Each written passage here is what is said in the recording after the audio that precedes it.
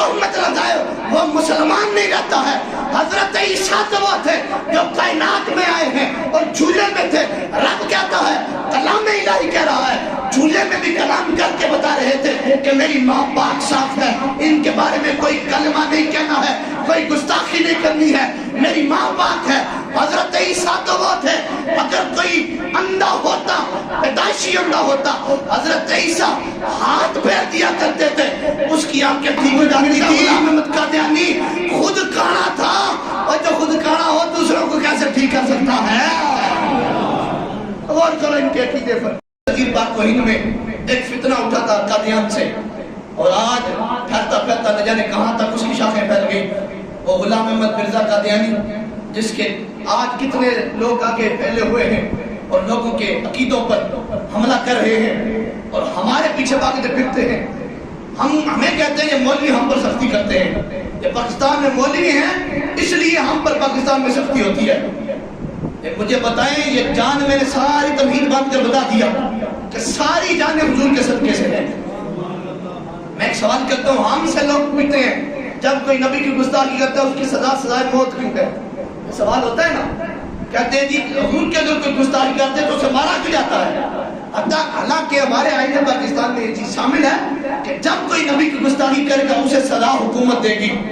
یہ آئین پاکستان میں یہ چیز شامل ہے۔ میرے پاس تعزیرات پاکستان ساری موجود ہے، کتاب ہے ظفر صاحب کی، وہ پچھلے دن ہمارے پاس موجود تھے، ان کی کتاب ہے تعزیرات پاکستان۔ پاکستان میں جتنی بھی سزائیں دی جاتی ہیں، جتنے بھی قوانین ہیں، یہ لا ہمارے جتنے بھی کچہریوں میں ہیں یا تھانوں میں ہیں یا ہمارے ہائی کورٹ سپریم کورٹ کے اندر ہے، وہ سارے انہوں نے اس میں درج کر دیے ہیں۔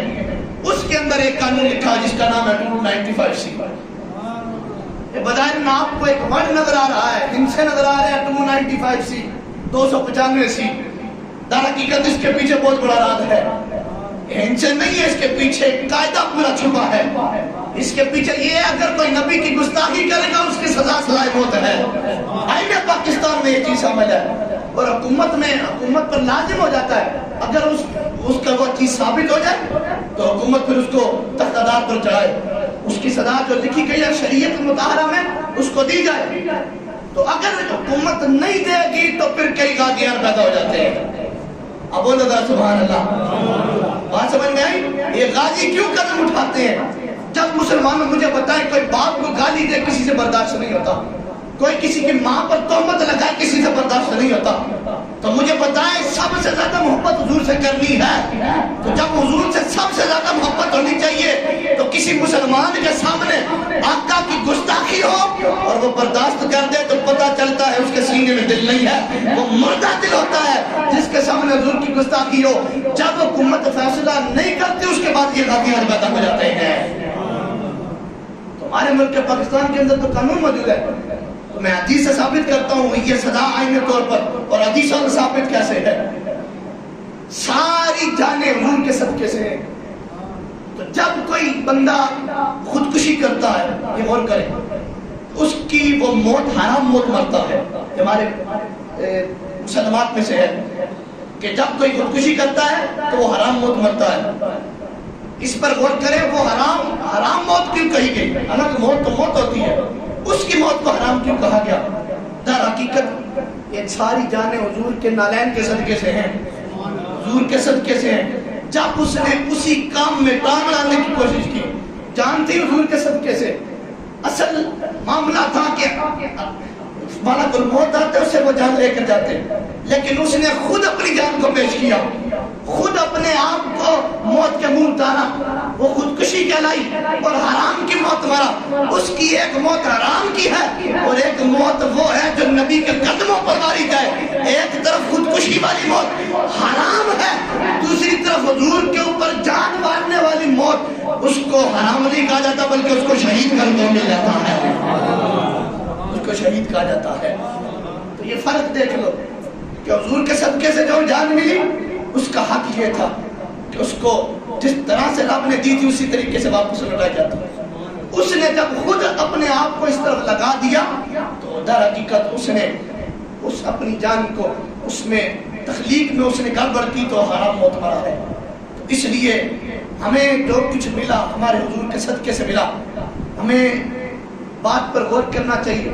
آج ہمیں لوگ کہتے ہیں کہ مولانا سخت بڑی تقریر کرتے ہو، قادیانیوں پر اتنا تم بیان کرتے ہو. میں کئی جگہ پر جاتا ہوں نا تو لوگ مجھے یہ تاجدار ختم نبوت کے حوالے سے موضوع دیتے ہیں، تو جب ہم وہاں پر یہ موضوع بیان کرتے ہیں خود ہی دیتے ہیں، اور خود ہی بعد میں جب ہم اندر کھانے کے لیے بیٹھتے ہیں تو کئی بندے آتے ہیں کہ مولانا بڑی سخت تقریر کرتے ہو. غور کرو اس بات پر. ہمیں ہمارے گھر میں ڈاکہ ہو، گھر میں چوری ہو رہی ہو، مجھے آپ بتائیں کوئی غیرت بندہ ہوگا گھر میں چوری کر کے لے کے جا رہے ہو، سامنے بیٹھ کے دیکھ رہا ہو؟ کسی کی غیرت گوارا کرتی ہے؟ سامنے چوری کر رہا ہے اور وہ گھر میں بیٹھ کے دیکھ رہا ہے، تماشا دیکھ رہا ہے، تو سارے اس کو بولیں گے تو کتنا بڑا بیوقوف ہے.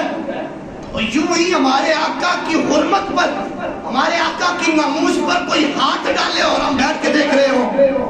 امام مالک سے کسی نے پوچھا تھا اگر سنی زندہ ہو اور ان کے سامنے حضور کی گستاخی ہو اور وہ بیٹھ کے دیکھ رہے ہو، کوئی بولے نہ تو پھر امام مالک کا فتویٰ ہے، کہتے ہیں پھر سنیوں کو مر جانا چاہیے.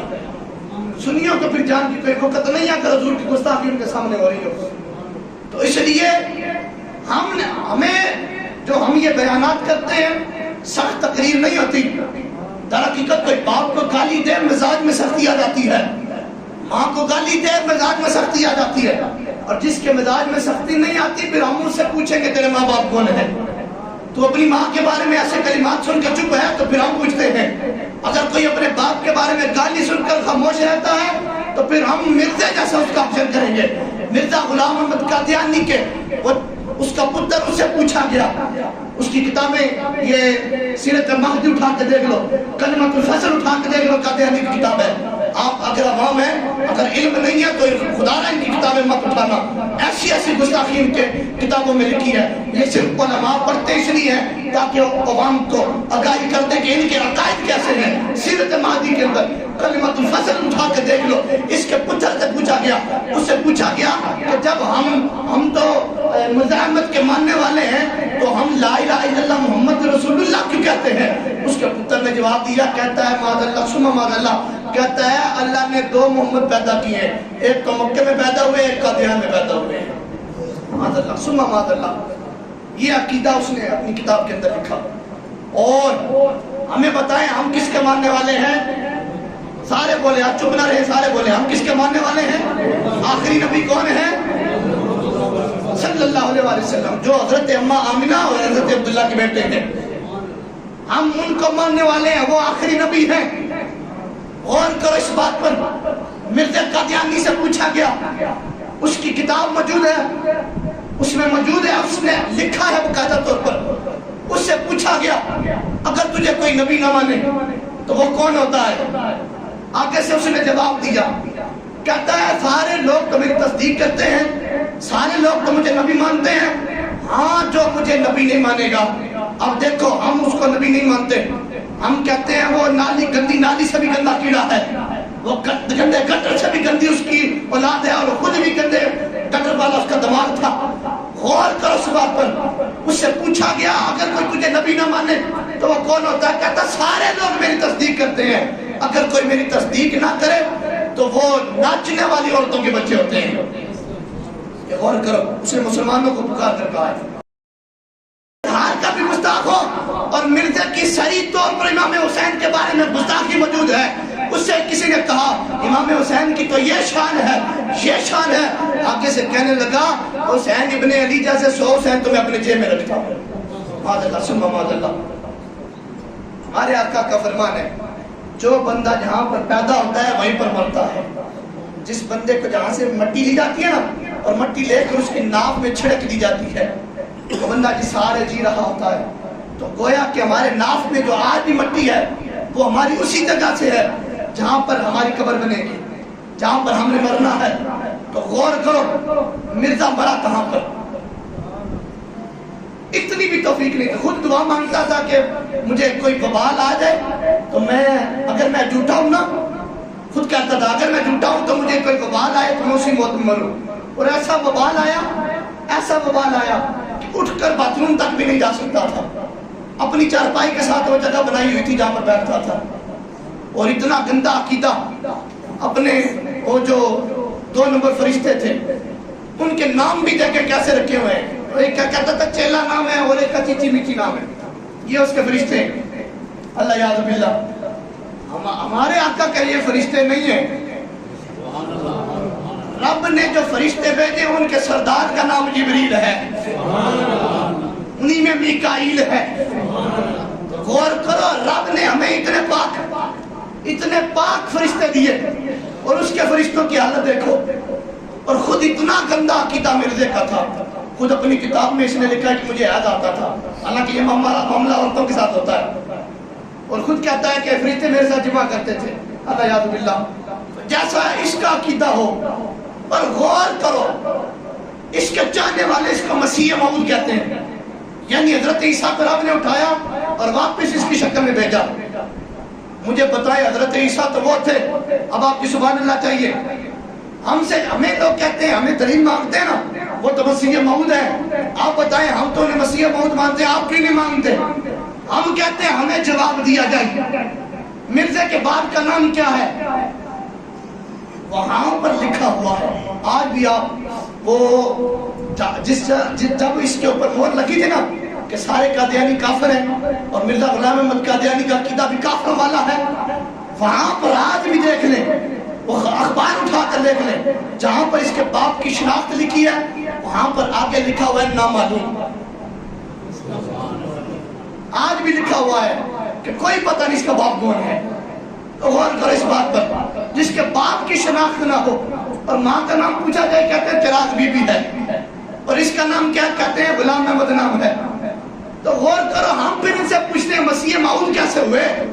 हजरत ईसा तो वो हैं जो बगैर बाप के पैदा हुए हैं, जिनकी माँ का नाम मरियम है, और रब ने कुरान में पाक बीबी कहा है। अगर कोई पाक न माने तो मतलब जाए, वो मुसलमान नहीं रहता है। हजरत ईसा तो वो थे जो कायनात में आए हैं और झूले में थे। रब कहता है, कलाम इलाही कह रहा है, झूले में भी कलाम करके बता रहे थे कि मेरी माँ पाक साफ है, इनके बारे में कोई कलमा नहीं कहना है, कोई गुस्ताखी नहीं करनी है, मेरी माँ पाक है। हजरत ईसा तो वो थे, अगर कोई अंधा होता, पैदाइशी अंधा होता, हजरत ईसा हाथ फेर दिया करते थे, उसकी आंखें ठीक हो जाती थी। और ये तो मिर्जा गुलाम अहमद कादियानी खुद काना था, और जो खुद काना हो दूसरों को कैसे ठीक कर सकता है?